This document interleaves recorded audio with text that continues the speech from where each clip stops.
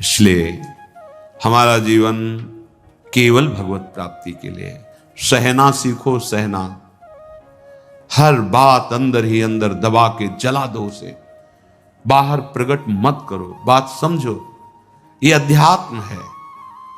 रहीमन मन की व्यथा रखिए मन में गोय, सुन इठ लई हैं लोग सब बांट न लई है कोई। आप जब किसी बात को कहते हैं तो उसकी सत्ता दृढ़ होती है, कोई मत। चाहे जैसी आपकी स्थिति हो, आपके हृदय आराध्य जान रहे हैं, आपको जो जलन हो रही वो आपका हृदय पाप नाश करके पवित्र हो रहा है। ये व्यर्थ नहीं जा रहा कि मैं व्यर्थ में जल रहा हूं, नाम जप कर रहे हो। आपका हृदय किसी भी विषय को लेकर जल रहा है, वो पवित्र हो रहा है। बस बोलो मत, चेष्टा मत करो, शांत हो जाएगा, निर्मल हो जाओगे। यही उपाय है। शांत करने चलोगे तो ऐसे दलदल में फंस जाओगे कि फिर वो अशांति तुम्हें पता नहीं किस जन्म में अवसर मिले उससे निकलने का। प्रार्थना मान लीजिए, इस मन की जलन को जो सह गया उसी की भक्ति बड़ी है, और बढ़ी हुई भक्ति अजित को जीत लेती है। सहित सहित बाढ़े भगति गृह तन गुरुहित गार। अपना सर्वस्व गुरुदेव भगवान के चरणों में अर्पित करके उनकी आज्ञा के अनुसार चल रहे, बस प्रभु दूर नहीं है। समर्पण का भाव, अहम समर्पण में सर्वस्व समर्पण हो जाता है। जिसका भगवत कृपा से ये निश्चय हो गया है बुद्धि में कि अब इस जन्म में मुझे भगवत प्राप्ति करनी है, जिसका मन निरंतर प्रभु के भजन के लिए, मनन के लिए व्याकुल रहता है, वो हृदय में ही भगवत साक्षात्कार कर लेता है। ध्यान दीजिए, कहीं ढूंढने की, भागने की जरूरत नहीं। जिसकी बुद्धि में ये निश्चय हो गया है कि इसी जन्म में भगवत साक्षात्कार करना है, फिर कुछ नहीं सुहाता।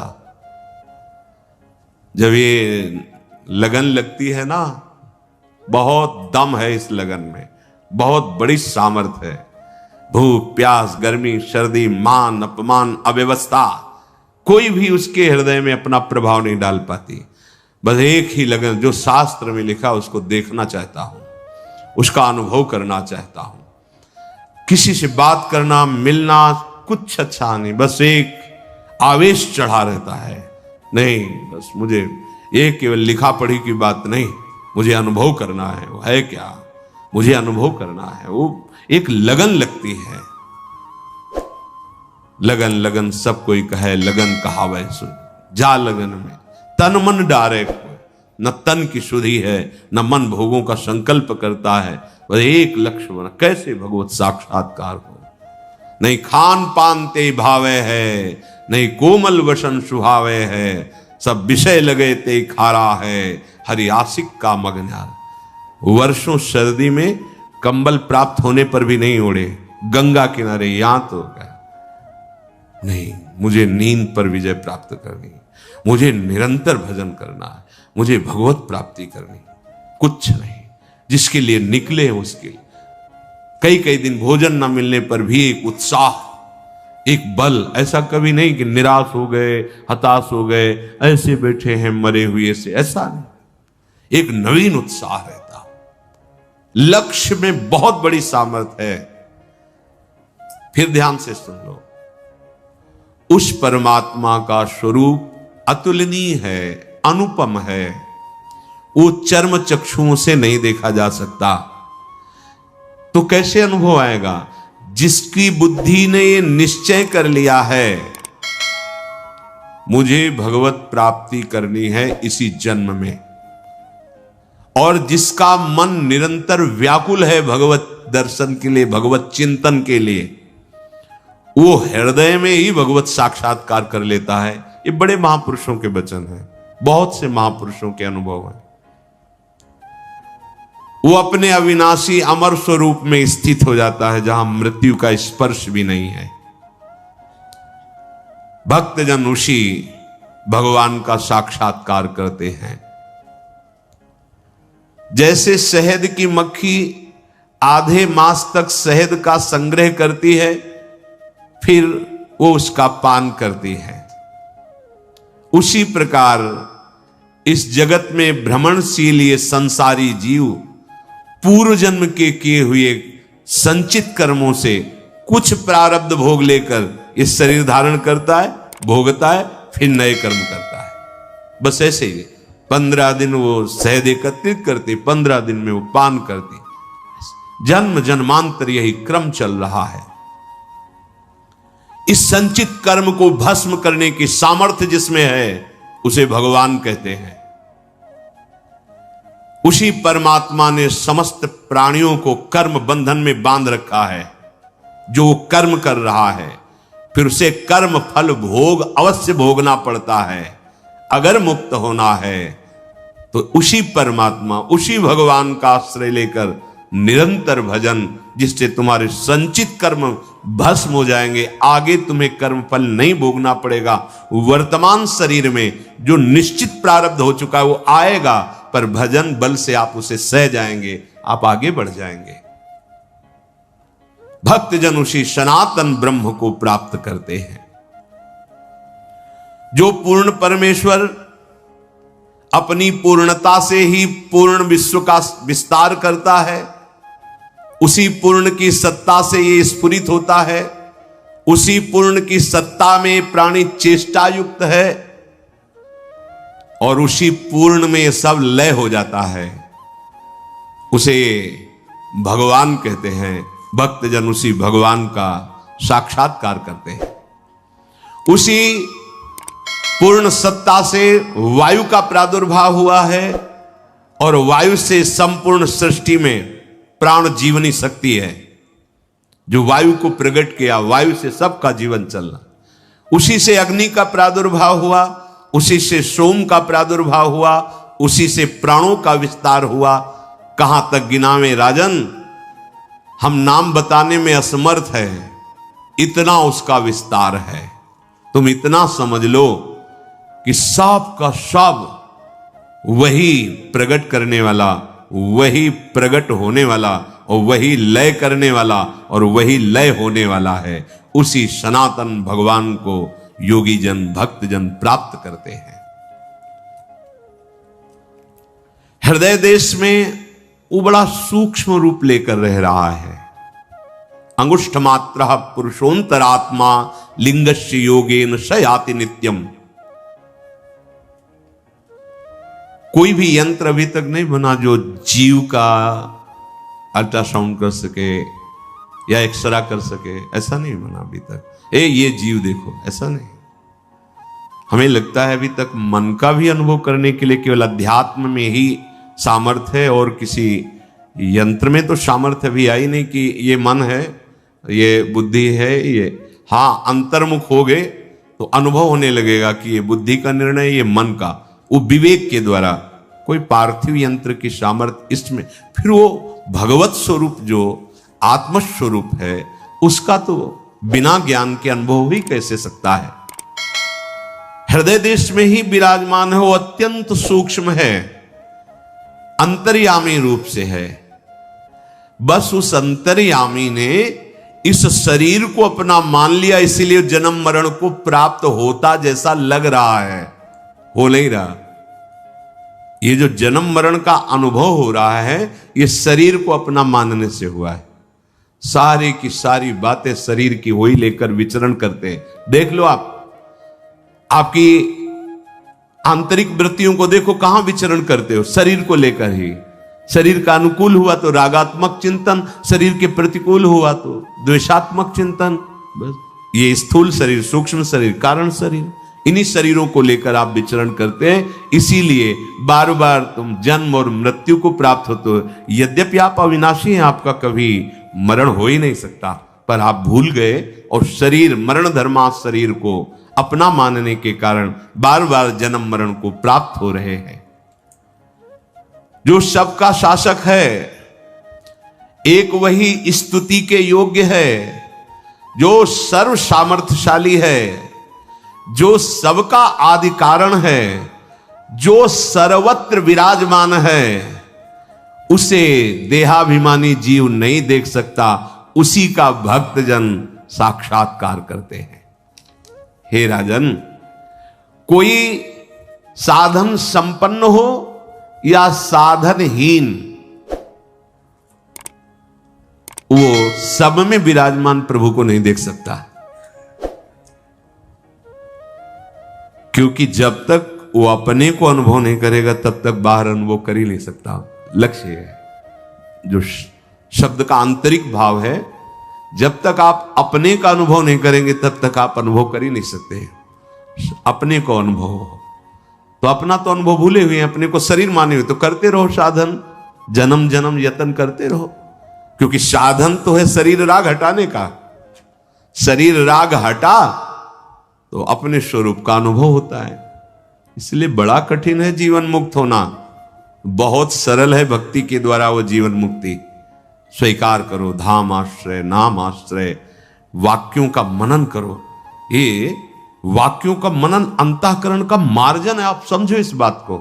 जैसे कोई पात्र गंदा हो गया तो हम कुछ ऐसे पदार्थ लेकर फिर उसका मार्जन करते, चमक उठता है। ऐसे वाक्यार्थ विचार्यताम, जो संत महापुरुषों के महावाक्य हैं, वचन हैं, उनको विचारो, उनका चिंतन करो, तो चिंतन से इनका मार्जन होता है, मन का, बुद्धि का, चित्त का, आम का, ये पवित्र होते हैं। सुना निकल गया, कोई मतलब नहीं। और जब मार्जन होता है तब आचरणों में उतरने लगता है। नहीं, जब ऐसा है तो हम ऐसा क्यों करेंगे, नहीं करेंगे, हम ऐसा ही चलेंगे। पर हम सत्संग के वाक्यों को मनन नहीं करते तो मार्जन नहीं हुआ, वो गंदे के गंदे पड़े हैं। जानकारी केवल ले ली, ऐसा ऐसा दूसरों को सुना दिया, मार्जन नहीं हुआ। कोई साधन संपन्न या साधनहीन, वो नहीं देख पाता। बहुत सुनो, जब तक वो अपने को नहीं जानता। अपने को जान गए तो सबको जान गए, क्योंकि वो यहां बैठा हुआ है। फिर वो जित देखो तित श्याममयी, जड़ चैतन्य कछु नहीं दिखत, जित दिखत तित श्याम खड़े। नेत्र खुल गए तो जो अंदर वही बाहर। बद्ध और मुक्त दोनों के हृदय में समान भाव से भगवान विराजमान है। चाहे वो पापी हो, चाहे पुण्यात्मा हो, चाहे दुरात्मा हो, चाहे महात्मा हो, चाहे जीवन मुक्त हो या जीवन बद्ध हो, वो तत्व तो सबके हृदय में समान विराजमान है। वो आनंद का मूल स्रोत है। समझो, हम आनंद का मूल स्रोत विषय भोग मान रहे हैं। वो आनंद का मूल स्रोत है, उसी परमात्मा को योगी जन प्राप्त करते हैं। जो ज्ञान मार्ग का पथिक है, वो ब्रह्म विद्या के द्वारा लोक परलोक सब भोगों का त्याग करके एकाकार वृत्ति, ब्रह्माकार वृत्ति, तो ब्रह्मविद ब्रह्मवि भवति, जीवन मुक्त हो जाता है। जो याज्ञिक जन है वो अग्निहोत्र आदि के द्वारा, विविध यज्ञों के द्वारा उसी का यजन करके उसको प्राप्त होते हैं। जो भक्त जन है वो भक्ति के द्वारा उसी भगवान का साक्षात्कार करते हैं। ऐसे महात्मा पुरुष जो अपने आप को प्रभु में समर्पित कर चुके हैं, जो अपनी हर वृत्ति को प्रभु में लीन किए हुए हैं, अब उनका ना शास्त्र से कोई प्रयोजन रह जाता है, ना लोक से कोई प्रयोजन रह जाता है। जैसे नदी पार हो गए थे, नाव से कोई प्रयोजन नहीं, ऐसे वो समस्त शास्त्रों के ऊपर विचरण करने वाले महापुरुष होते हैं। समस्त शास्त्र जिसे नेति नेति कह रहे, वहां वो स्थित हो चुका है। तो अब किसी शास्त्र से कोई प्रयोजन नहीं, किसी लोक से कोई प्रयोजन नहीं। अर्थात वह कृतकृत्य हो जाता है, वही सनातन परमात्मा को प्राप्त होता है। मन के समान वेग वाला कोई नहीं है, बहुत तीव्र गति। जहां जहां अपने इंद्रियों के द्वारा मन का संयोग कराया है, अभी अभी अभी अमेरिका पहुंच गए, अभी अमुक देश पहुंच, अभी एक देर नहीं लगेगी, हाँ पहुंच गए। इतना वेग है मन का, इतना तीव्र गति। वायु भी इतनी गति से नहीं चलता, वायु तो समय लगता है। आप अगर जहां भी गए हो और आपकी स्मृति में है, अभी वहां पहुंचा देगा, अभी वो दृश्य वो सब आपके सामने आने लगेगा। ये मन बड़ा वेगशाली है और ये बंदर की तरह छलांग लगाता रहता है, इस डाल से उस डाल। देखो चुपचाप देखो, इसकी हरकत देखो, इसको शब्द इस शब्द से वहां पहुंचा, वहां से वहां पहुंचा, वहां बस नाचता रहता है। बस इसका नाचना बंद हो जाए, इसकी चंचलता बंद हो जाए, तब परमार्थ का आनंद स्फुरित हो।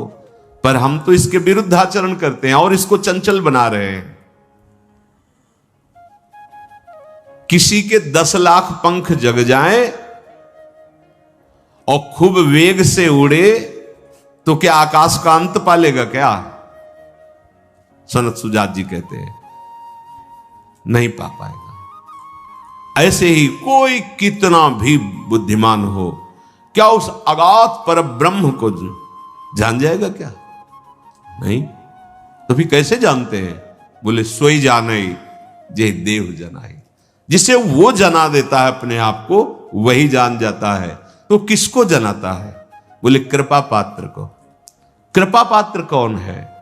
मन क्रम वचन छाण चतुराई भजत कृपा कर हेर। जो मन से, वचन से, कर्म से, निश्चल भाव से भगवान की शरण में हो गया, वही कृपा पात्र है। भगवान उसको अपना अनुभव करा देते हैं। नहीं तो जैसे कह रहे कि यह सहस्त्रम सहस्त्राणाम पक्षान सत्यत्य संपतेत मध्य में मध्य आगच्छेत दपिचेत श्यान मनोजवा। ऐसा वेग उसका हो 10 लाख पंख लगाकर उड़े तो भी आकाश का अंत नहीं पा सकता।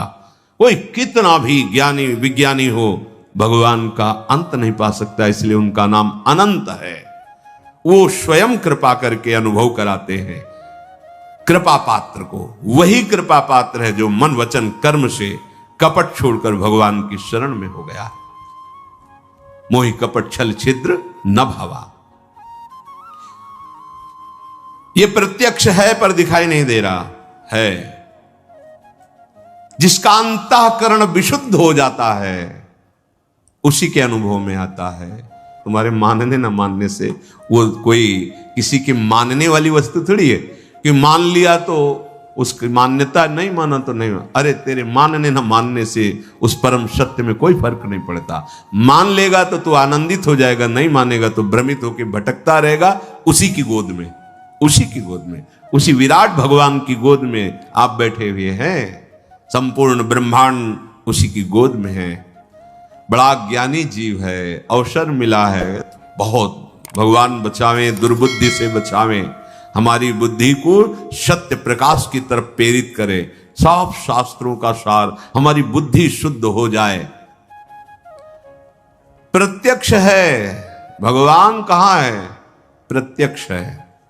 दिखाई क्यों नहीं दे रहा? अंतःकरण अशुद्ध है, शुद्ध करो। विशुद्ध अंतःकरण वाला देख पाता है। विशुद्ध अंतःकरण कैसे होता है? जो सबका हितैषी है, जो मन सहित 5 ज्ञानेंद्रियों को अपने वश में किए हुए है, अधर्म आचरण नहीं, जिसके ऊपर भारी से भारी दुख आने पर भी विचलित नहीं होता, जिसके हृदय में किसी भी संबंध का प्रभाव नहीं है और निरंतर भजन परायण है, वो मुक्त है। ऐसा मुक्त पुरुष ही भगवत साक्षात्कार करता है। यही है, सबके बीच में है। तासा मावीर भूख छोरी इसमें मान मुखाम मुझा। अभी दर्शन हो जाए बस। किसी संबंध का हृदय में प्रभाव नहीं, किसी अन्य दुख का हृदय में प्रभाव नहीं। 5 ज्ञानेंद्रियों सहित मन जो प्रकृति की तरफ जा रहा है वो प्रभु की तरफ मुड़ गया। हृदय शुद्ध हुआ, भगवत साक्षात्कार हो गया। जैसे सांप बिलों का आश्रय ले अपने को छिपाए रहता है, ऐसे ही प्रपंची, दंभी, पाखंडी, व्यवहारी इन्हीं में छिपा है। वो इन्हीं में छिपा है। जो आप एक क्रूरापि पापिनो न च सताम संभाष्य दृश्यास से, उन्हीं के हृदय में बैठा हुआ वो बैठा है।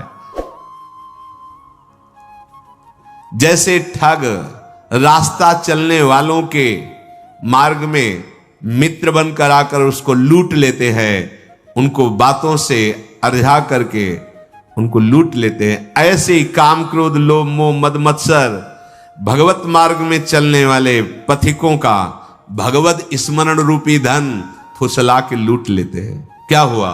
गई भगवत स्मृति, भजन गया, जो निश्चय हुआ था कि भगवान के नाम में हमें सुख मिले, भगवान के धाम में हमें सुख मिले, भगवान के रूप लीला में, वो फिर भोगों में फिसला दिया। बहुत बहुत ध्यान देने की। जैसे सांप अपने आप को बिलों में छिपाए रखता है, ऐसे जो प्रपंची हैं, व्यवहारी हैं, दोषी हैं, जो नाना प्रकार के दंभ में हैं, उनके भी हृदय में वो छुपा हुआ बैठा है। स्वाराध्य बुद्धिर्मम, हमारी दृष्टि वहां। जैसे मार्ग में चलने वालों को ठग बातों में फुसलाकर उन्हें लूट लेते हैं, ऐसे सुख का प्रलोभन दे करके ये षड विकार साधक को लूट लेते हैं, उनकी स्मृति को क्षीण कर देते हैं। सुन रहे हैं तो इसका मनन भी करो। ठगों के हाथ लगे हुए हो, हाथ मिलाए हो, उनको तुम मित्र समझ रहे हो, और जो गुरु उपदेश है, वाणी उपदेश है, उसको तुम समझ ही नहीं रहे। उनको तुम जरूर रुद्ध दृष्टि से देखते हो कि हमारे अनुकूल क्यों नहीं चलते, क्योंकि तुम्हारी बुद्धि ठगों ने अपने अधीन कर लिया है। काम क्रोध लोभ मोह मद मत्सर। ये मूर्ख मनुष्य इन ठगों पर विश्वास कर लेता है और अंत में ऐसे मोह के गर्त में गिरता है जहां से निकलना मुश्किल है। बहुत बहुत पूरा जीवन व्यतीत हो जाता है वही हाय हाय, धन पुत्र परिवार ममता, जा रहा है सबको छोड़ के जा, पर उनकी सबकी स्मृति लेकर के फिर अगला जन्म का विस्तार। सावधान। जो प्रभु के मार्ग में चलने वाले हैं उनको भी ये ठग बहुत, कोई चतुर हो तो निकल जाए, नहीं तो गिरा ही देते हैं, लूट ही लेते हैं। चतुर कौन? जिसकी दृष्टि भजन में है। भजन छूट रहा है इसके संग से तो कोई भी हो नहीं, मुझे नहीं स्वीकार। न वो वस्तु, न वो व्यक्ति, न वो स्थान, न पद, न सुख जिसमें हमारे प्रभु का विस्मरण हो रहा, नहीं, अब ऐसा नहीं होगा। सावधान। एकाकार वृत्ति, निकल गए। कोई भी ठग तुम्हें फंसा नहीं सकता, क्योंकि नाम रूपी रक्षक आपके साथ है। नाम पहारू दिवस पर बड़ी समस्या है, बड़ी समस्या है। नाम पर महत्व ही नहीं हो पा रहा, भजन पर महत्व नहीं हो पा रहा, भोगों पर महत्व है। स्पष्ट कह रहे, परमात्मा के मार्ग में चलने वालों को भी ये ठग प्रभावित करके लूट लेते हैं। योगी जन उन्हीं भगवान का आश्रय लेकर के उनका साक्षात्कार करते हैं। राजन, मैं सदैव प्रसन्न रहता हूं। आज तक मैं किसी के असत्कार का पात्र नहीं बना, क्योंकि मेरी स्थिति सदैव आत्मस्वरूप में, ब्रह्म में, भगवान में रहती है। मेरी कभी मृत्यु नहीं होती, ना मेरा कभी जन्म होता है। जब मेरी जन्म और मृत्यु ही नहीं तो मोक्ष किसका? शुद्ध शुद्ध आत्मज्ञान। मैं नित्य मुक्त हूं, मैं सत्य हूं, सनातन हूं, सम हूं, ब्रह्म हूं। मेरे से ही सब कुछ प्रकट हुआ है, मैं ही सब रूपों। आ गए ब्रह्मविद ब्रह्म भवत। प्रारंभ में किया था कि उस भगवान से अब अपनी स्थिति का बोध करा रहे। मैं उसी में स्थित होकर के। इसलिए राजन, समस्त भूतों में परमात्मा को देखो और ऐसी ही दृष्टि प्राप्त करो कि हर समय अखंड प्रसन्नता रहे, कोई भय नहीं। क्योंकि जो विषय भोगों में आसक्त है उसे शोक ही शोक प्राप्त होता है, शोक ही शोक। जो हर्ष दिखाई देता है वो भी शोक ही होता है। जैसे यथोदपाने महति सर्वतः संप्लुतोदके एवं सर्वेषु वेदेषु आत्मान मनुजानतः। महान स्वादिष्ट निर्मल जल का बड़ा जलाशय प्राप्त होने पर क्षुद्र गड्ढों की तरफ फिर मन नहीं जाता, ऐसे ही परमानंद स्वरूप प्रभु का अनुभव फिर लोक लोकांतर के किसी भी विषय में मन नहीं जाता, शांत हो जाता है।